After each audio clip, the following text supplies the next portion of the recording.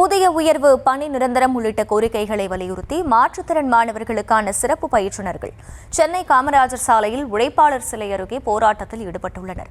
கூடுதல் விவரங்களை செய்தியாளர் வெங்கட்ரமணன் வழங்க கேட்கலாம். வெங்கட்ரமணன், வணக்கம். இவர்கள் என்னென்ன கோரிக்கைகளை முன்வைக்கின்றனர்? முழு விவரம்.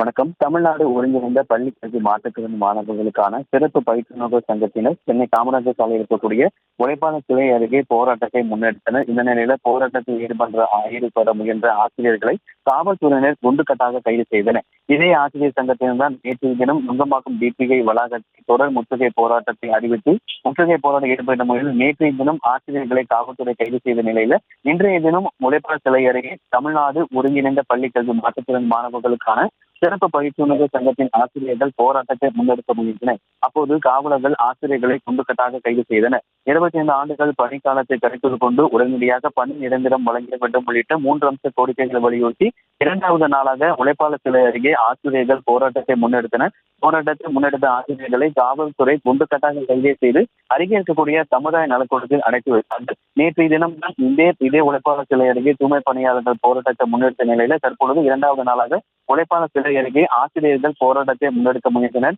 அந்த ஆசிரியர்களை காவல்துறையினர் குண்டுக்கட்டாக கைது செய்து தற்பொழுது அருகே இருக்கக்கூடிய சமுதாய நலக்கூடத்திற்கு கொண்டு சென்றிருக்கிறார்கள். இந்த நிலையில உழைப்பாளர் சிலை அருகே தற்பொழுது தடுப்புகள் அமைத்து காவல்துறை பாதுகாப்பு பணிகளில் ஈடுபட்டு வருகிறார்கள்.